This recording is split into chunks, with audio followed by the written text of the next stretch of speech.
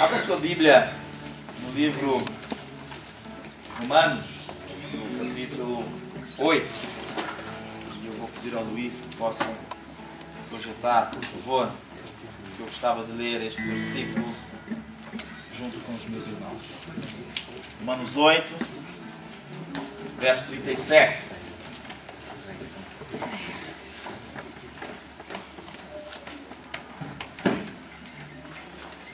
Vamos ler todos numa só voz, por favor? Mas em todas estas coisas somos mais do que vencedores por aquele que nos amou. Em todas essas coisas somos mais do que vencedores.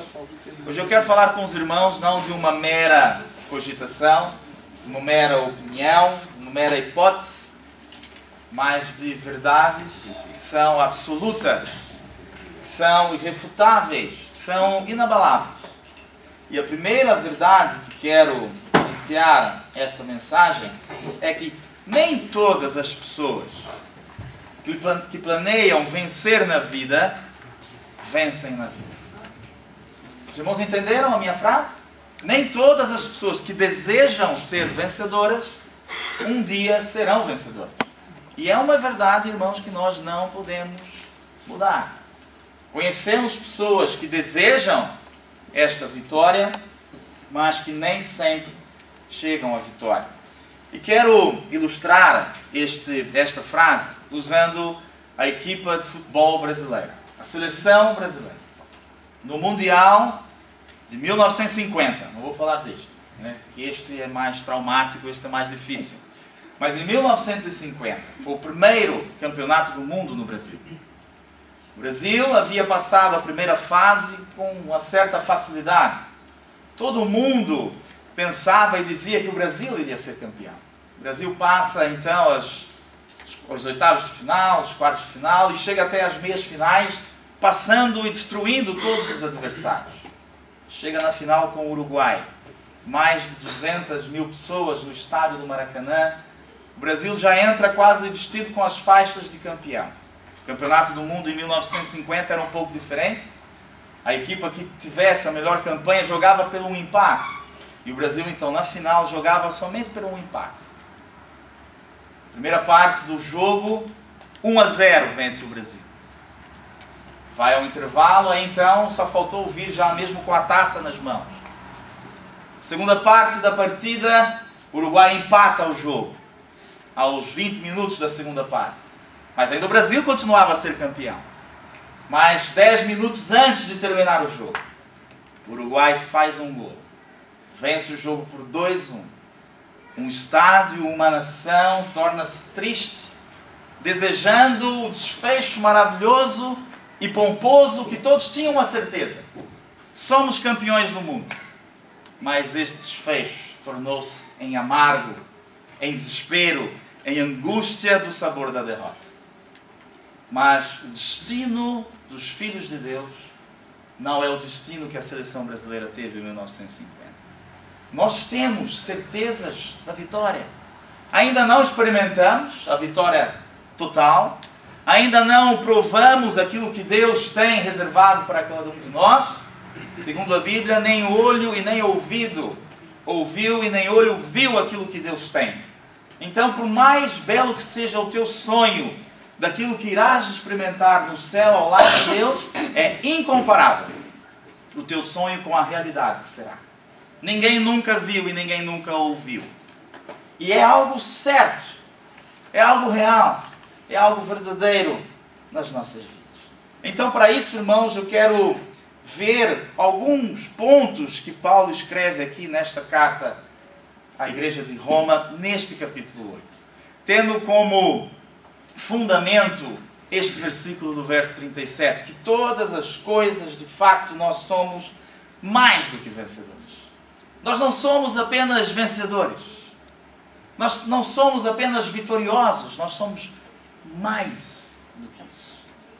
E é Deus que nos diz, e é Deus que irá fazer essa obra perfeita na nossa vida.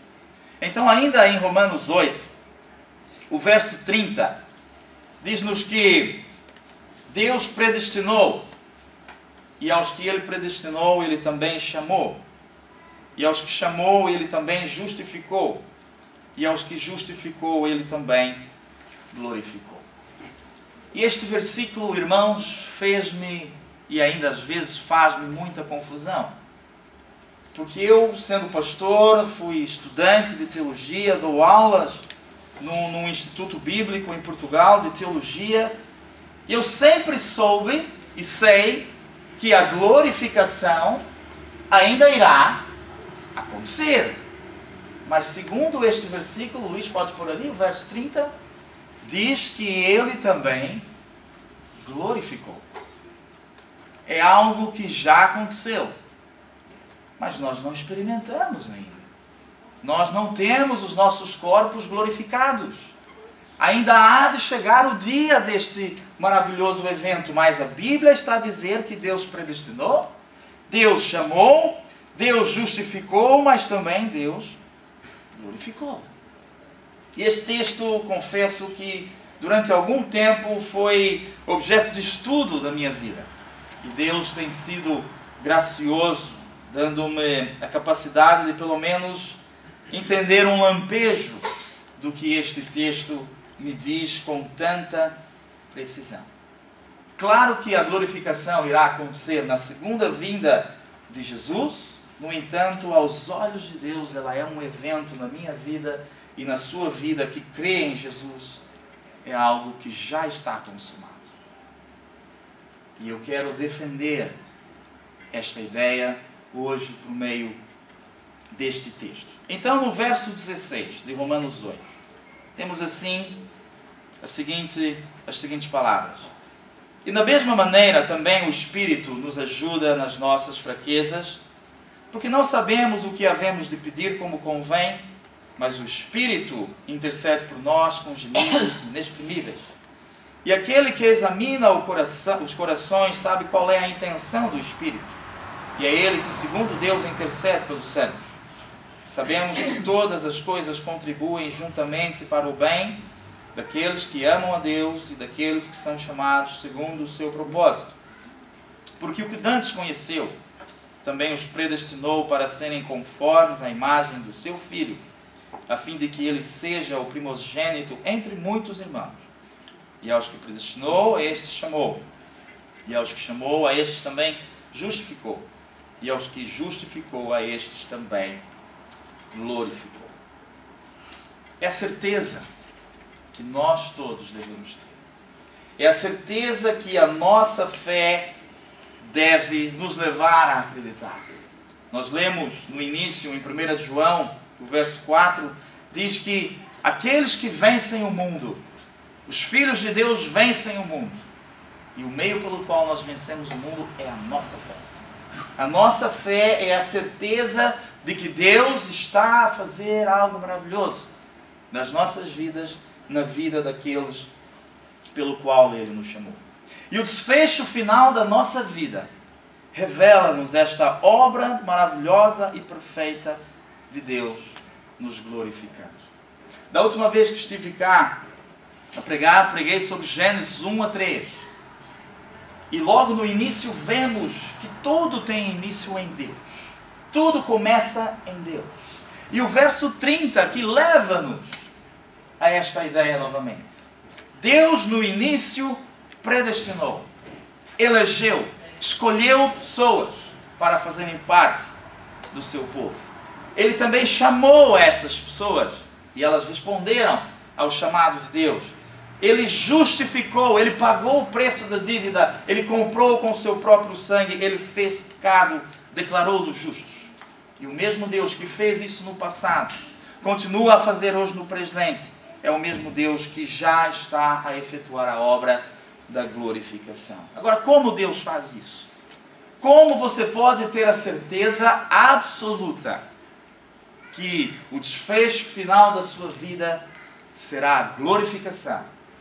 Como você pode ter a certeza que em todas estas coisas nós somos mais do que vencedores? Eu quero vos deixar alguns princípios aqui. O primeiro passo que Deus usa para isso é a solidariedade de Deus. Deus é solidário a nós, porque a vida que é vivida por cada um de nós, nós todos sabemos os obstáculos que atravessamos. Nós todos sabemos as lutas que atravessamos. Emprego, saúde, amigos, família. Temos situações que causam-nos tormento, angústia e fazem com que esta caminhada de glorificação seja uma caminhada difícil. E que muitas vezes buscamos ajuda em pessoas, muitas vezes buscamos ajuda na psicologia da autoajuda, que defende que você tem que acordar o gigante que está escondido dentro de si. Você tem que descobri-lo e quando passa a descobri-lo, você encontra forças para superar. Eu quero dizer que isto é um engano, a Bíblia não diz isso. A Bíblia diz algo acerca de mim e de si, que nós somos fracos, somos pecadores e que por causa das nossas falhas e fraquezas, nós não conseguimos nos autoajudar. Precisamos de uma ação exterior. Temos fraquezas físicas e o nosso corpo, com o passar da idade, as rugas, né, aqueles braços mais descaídos, não é? Tudo revela a nossa fraqueza física. Temos fraquezas emocionais, quando nos ferem, quando nos apontam ou falam ou dizem alguma coisa acerca de nós, nós ficamos chateados emocionalmente, amargurados. Temos fraquezas morais. Quantas vezes você já de joelhos, orando a Deus, disse: Deus, eu não quero nunca mais voltar a fazer isso. Eu faço um compromisso com o Senhor de nunca mais voltar a falhar. Mas no dia seguinte vai lá e faz a mesma coisa. Fraqueza moral. Mas também temos fraquezas espirituais. Quantas vezes você quer fazer o bem, porém faz o mal? Quantas vezes você diz: não, eu não quero fazer isso porque é errado, mas é precisamente isso que você vai fazer, por causa da sua natureza pecaminosa. Ou seja, fisicamente, moralmente, psicologicamente, espiritualmente, somos fracos. E ninguém poderia chegar ao desfecho da glorificação pelos seus méritos. Então Deus é solidário conosco. Veja o que é que Paulo diz. Da mesma maneira, também o Espírito nos ajuda nas nossas fraquezas. Quando somos fracos, quando estamos fracos e fraquejamos cada vez mais, é o Espírito Santo de Deus que nos ajuda nas nossas fraquezas. É Ele que vem como ajudador, é Ele que vem como consolador. E nós somos tão fracos, irmãos, segundo a Bíblia, nós não sabemos o que havemos de pedir. Não pedimos como convém. Não sabemos orar. Pedimos pão pensando que este pão de facto vai nos dar a vida, mas estamos a pedir algo que vai nos destruir a vida. Pedimos fama, sucesso, dinheiro, mas essas coisas corrompem muitas vezes o coração do ser humano. Pensamos que aí está a felicidade e pedimos e desejamos. Mas se Deus nos desse, certamente muitos de nós seríamos corrompidos. Deus não nos dá aquilo que pedimos. Ele nunca vai nos dar aquilo que pedimos. Deus vai nos dar aquilo que precisamos. Deus dá o melhor para a nossa vida. Pedi, pedi e dar-se-vos-á. Em nenhum momento o versículo está a dizer: pedi, pedi e dar-se-vos-á aquilo que vocês querem. O versículo diz: pedi, pedi e dar-se-vos-á. Dar-se-vos-á segundo a vontade de Deus para a sua vida. Deus dá sempre o melhor. Deus é solidário com a nossa vida. Deus caminha conosco na estrada rumo a esse desfecho glorioso. Por isso que nós devemos ter a certeza desta glória que ainda há de vir, porque o Espírito Santo de Deus caminha conosco, nos ajuda quando somos fracos. Mas Ele não somente caminha e nos ajuda. No verso 26 ainda diz que o mesmo Espírito intercede por nós com gemidos inexprimíveis. Segundo o capítulo 8 de Romanos, nós temos não somente um intercessor, mas temos dois intercessores perante Deus. Se você olhar no verso 33, diz: quem intentará acusação contra os escolhidos de Deus? É Deus quem os justifica. Quem é que os condenará? Pois é Cristo quem morreu, ou antes quem ressuscitou dentre os mortos, o qual está à direita de Deus e também intercede por nós.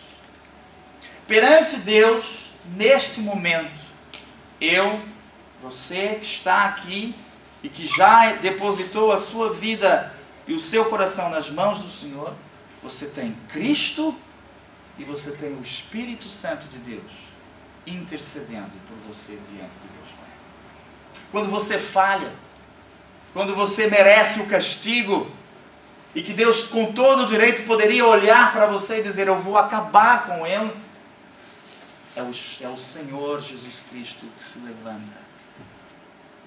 É o Senhor Jesus Cristo que está diante de si, dizendo: o pecado que ele cometeu, eu já paguei o preço. Quando você é fraco, e mesmo assumindo que quer mudar de vida, mas não consegue, mesmo Jesus Cristo pagando o preço pelo seu pecado, Deus poderia ainda assim olhar para si e dizer: mas que isso?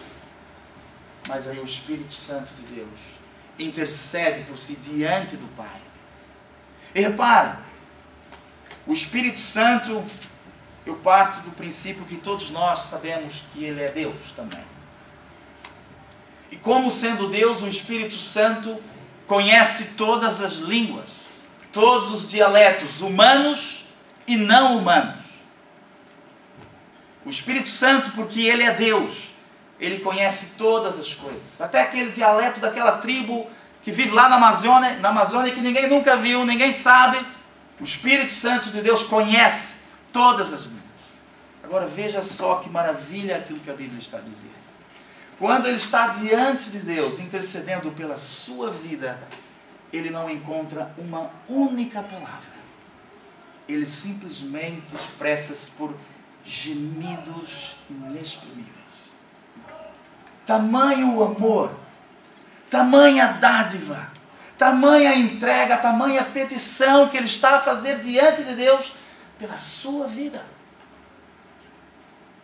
O Espírito Santo está a dizer: Deus, Pai, eu estou a pedir por este filho. Sabemos que ele tem cometido falhas, sabemos que ele tem feito escolhas erradas, mas Pai, ele é o nosso filho.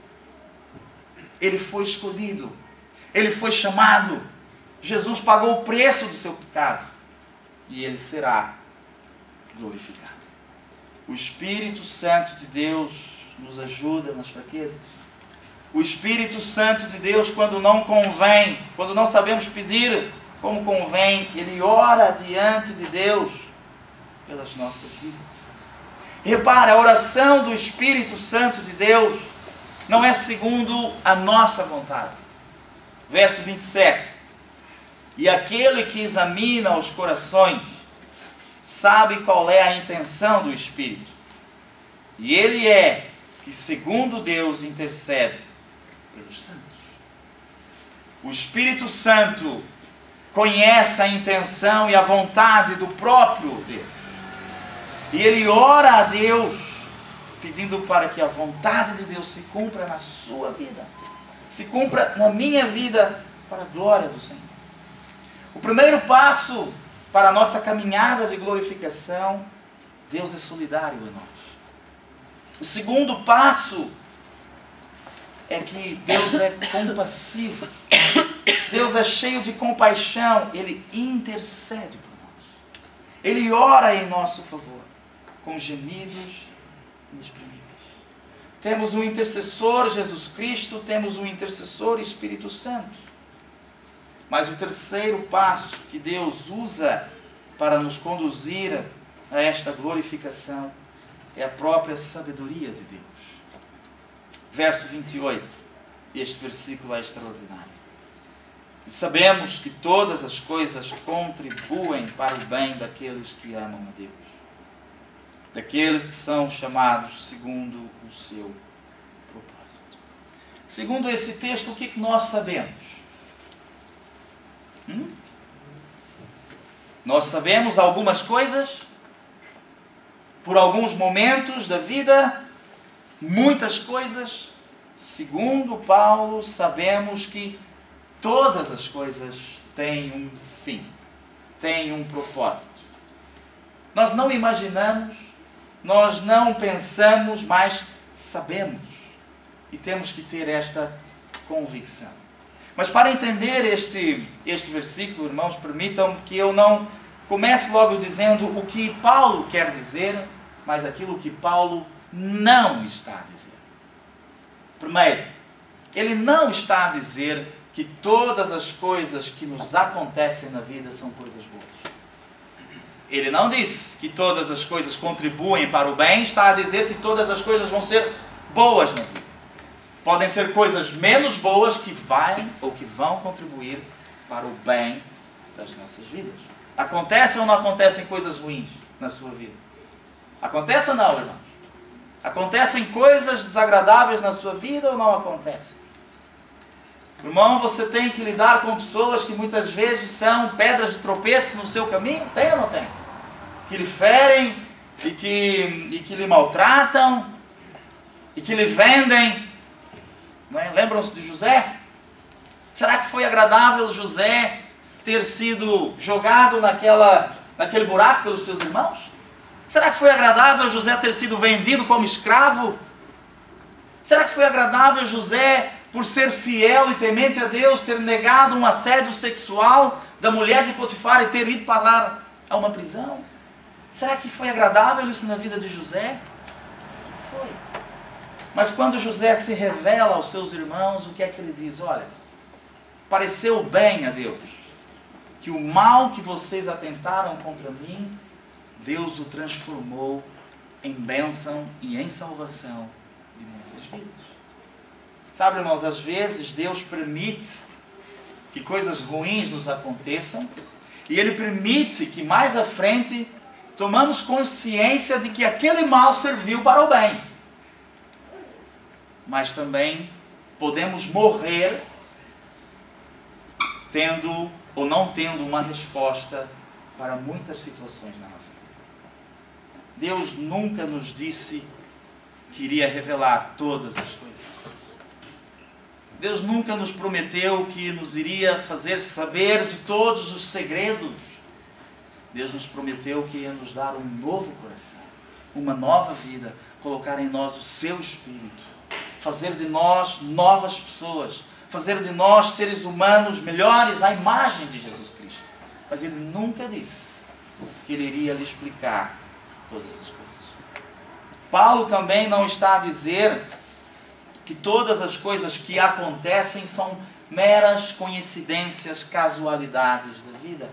Não existe coincidências.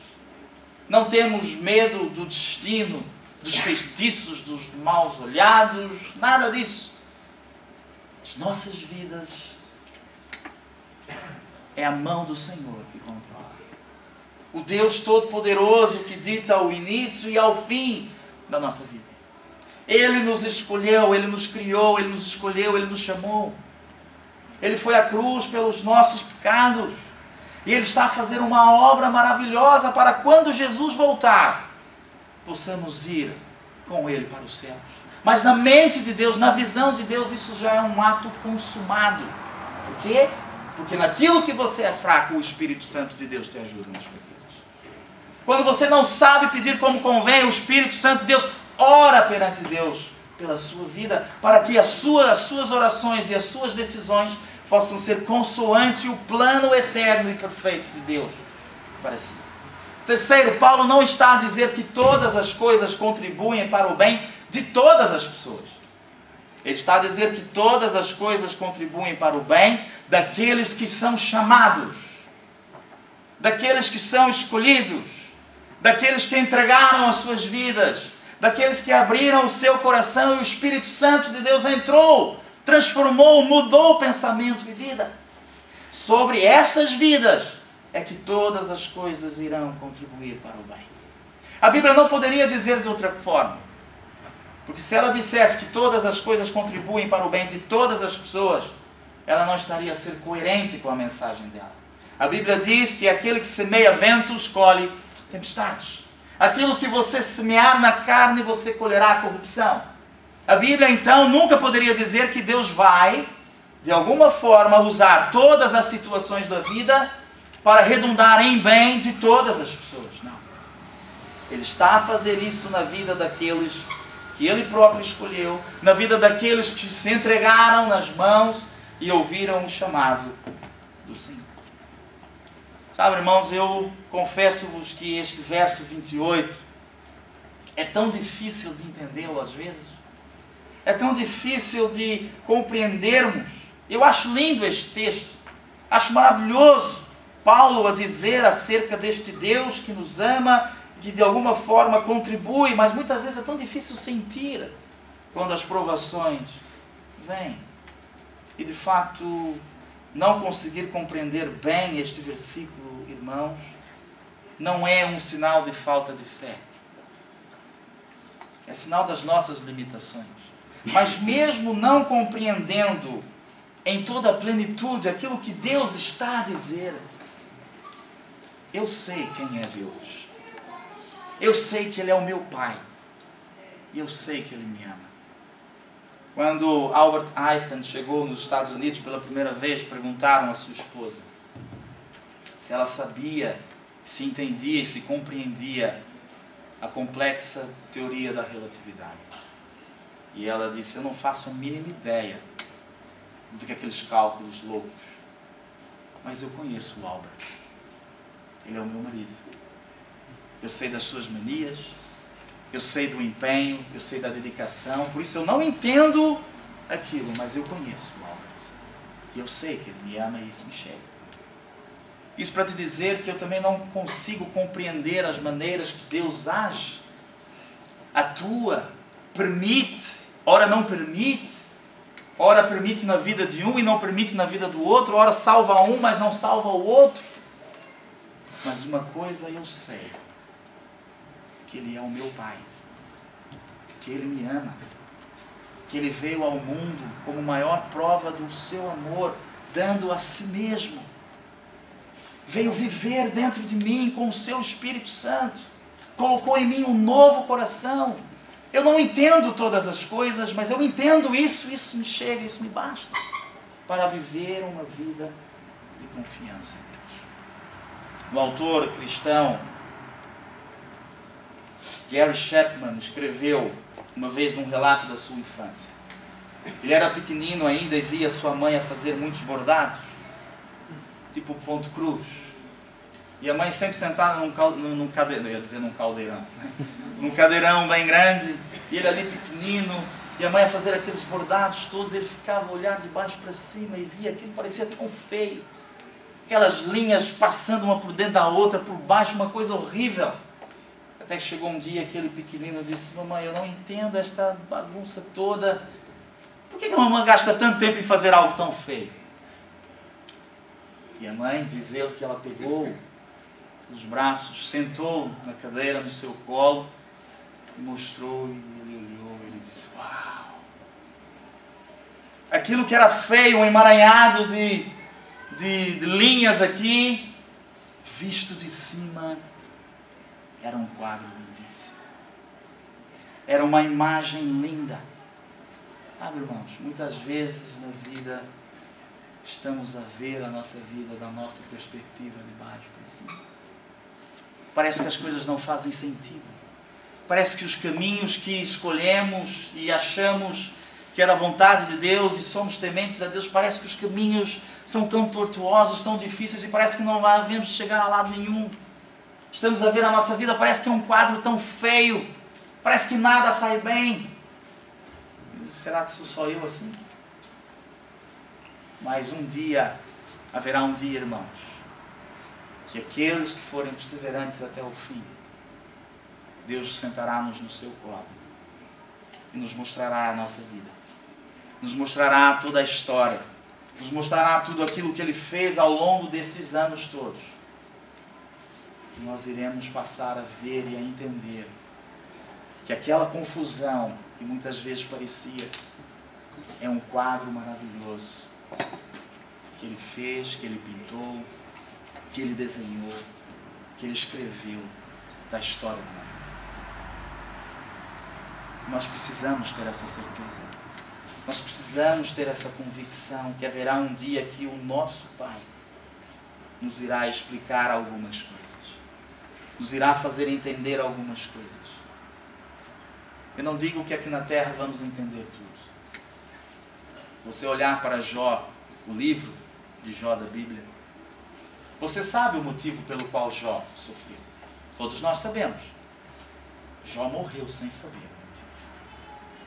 Por 16 vezes no seu livro, Jó pergunta a Deus: por que Deus? Por que é que isso está acontecendo? Chega a um ponto da sua mulher dizer: oh homem, amaldiçoa Deus e morre. Chega a um ponto de Jó dizer assim: por que é que eu nasci? Eu poderia ter morrido no ventre da minha mãe. Jó com os porquês e os porquês a Deus. 16 vezes. E nenhuma delas Deus responde às razões do sofrimento de Jó. Deus estava em silêncio. Mas no livro de Jó, Deus não responde uma única vez a Jó, as 16 perguntas. Quando Deus fala com Jó, Deus faz 50 perguntas a Jó. É incrível Deus, não é? Muitas vezes, quando perguntamos, esperamos uma resposta. Quando Jó perguntou a Deus várias vezes, Deus respondeu com algumas perguntas. E as perguntas de Deus foram simples para Jó. Quando Jó começou a questionar a Deus, Deus disse assim a Jó: Jó, onde estavas tu quando eu criei todas as coisas? Onde estavas tu, Jó, quando eu instituí todas as águas do mar? Onde estavas tu, Jó, quando eu coloquei cada estrela no céu? Onde estavas tu, Jó, quando eu construí as montanhas? Onde estavas tu, ó Jó, tão pequenino e tão infinitamente inferior a mim? Queres questionar acerca das coisas da vida? Quem és tu, Jó, para me fazer as perguntas? E Jó, diz o capítulo 40, que ele colocou as mãos em seus lábios e disse: eu não sabia daquilo que eu estava a dizer. Deus nunca nos prometeu explicações, irmãos. Deus promete-nos restauração de vida. Verso 29 diz que Deus não somente nos predestinou para sermos melhores pessoas. Não somente Deus nos predestinou para sermos glorificados um dia. Deus nos predestinou para sermos conformes à imagem de Jesus Cristo. Pense um pouco aqui. Aquilo que Deus está a fazer na sua vida nada mais é do que a transformá-la à imagem do Rei da Glória. Do homem e do ser mais perfeito. Do homem que teve a maior capacidade de amar que alguma vez nós conseguimos encontrar. Deus está a fazer isso na sua vida hoje. Se você que já entregou o seu coração a Ele. Ele não quer só te glorificar, Ele quer te fazer a imagem do Rei da Glória, do Senhor glorioso, do Deus eterno e maravilhoso. Muitas pessoas pensam que não precisam de Cristo, não precisam de Deus, nem querem ouvir acerca dele, consideram-se pessoas boas. Lembram-se, há 2 semanas atrás, quando eu cá estive, fiz uma conta, não é? Se tivesse feito um pecado por dia, teria muitos pecados para resolver, e eu não cometi só um pecado. Não existem pessoas boas. Não existem pessoas que de facto perante Deus são isentas. Todos pecaram e destituídos foram da glória de Deus. Eu quero terminar, irmãos, com esta certeza no seu coração. Mesmo que você ainda não tenha experimentado a glorificação plena na sua vida, mesmo que seja algo confirmado na vinda do Senhor Jesus, que nós não sabemos quando será. Pode ser agora, pode ser daqui a milhares de anos. Você tem que ter essa certeza de que, mesmo sendo fraco, mesmo não sabendo pedir como convém, mesmo tendo situações na sua vida que fazem com que os seus pés escorreguem e desvalem, por causa das tuas fraquezas, Deus irá te conduzir a este fim glorioso. Não pelas suas forças, não pelos seus méritos, mas por aquilo que Ele é e por aquilo que Ele fez. Jesus Cristo intercede por nós. O Espírito Santo ajuda nas nossas fraquezas. O Espírito Santo ora diante de Deus pelas nossas vidas. E Ele ora pedindo que a vontade do Senhor seja realizada. Ele ora pedindo para que todas as coisas que nos têm acontecido redundem em bênção, em louvor e em glória ao nome do Senhor, mesmo que elas sejam as maiores provações da nossa vida. Ele está a nos transformar nada menos do que a imagem do seu Filho, de Jesus Cristo, o nosso Salvador. Basta-nos somente confiar nele. Basta-nos somente continuar a nossa caminhada de fé, depositando a nossa esperança no Senhor. Isso é para nós que já fizemos essa decisão. Mas e aqueles que ainda não fizeram? Se calhar você não tem essa certeza na vida. Se calhar você pensa que o final da sua vida será mesmo 7 palmos debaixo da terra e tudo acabou. Se calhar você pensa que vai morrer, mas depois vai aparecer numa borboleta, num cavalo, não sei. Uma coisa eu te digo, que se você morrer sem Jesus, o final será trágico na sua vida. Será de sofrimento, será de angústia, será dos piores momentos na sua vida que você alguma vez já pensou e desfrutou. Porém, eles nunca cessarão. Serão eternos o sofrimento. No entanto, eu não quero que você saia daqui hoje pensando, bom, está tudo acabado.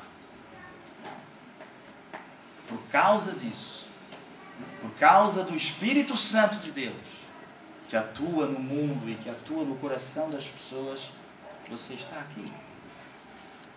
E Ele, tal como ora diante de Deus pela minha vida, Ele também o faz pela sua vida.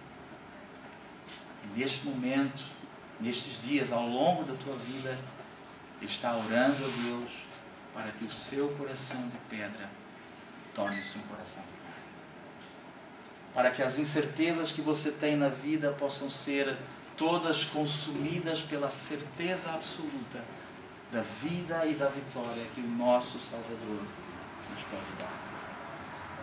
Deus é solidário contigo, Deus é cheio de compaixão para contigo, Deus anda contigo nos momentos mais difíceis para te conduzir ao reino glorioso, não como tu és, mas como a imagem do Rei da Glória, o nosso Jesus Cristo.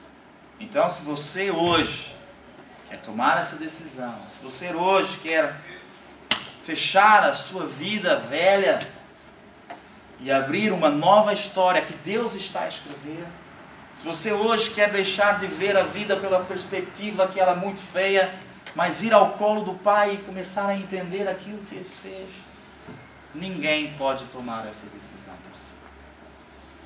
Ela é sua, ela é pessoal.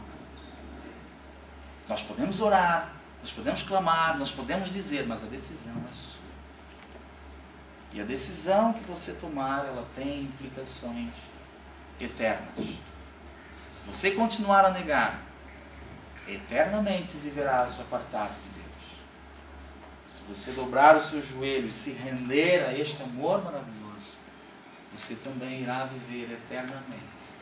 Mas num reino onde não há choro, não há dor, não há angústia, não há sofrimento. Somente louvor e alegria para todos sempre.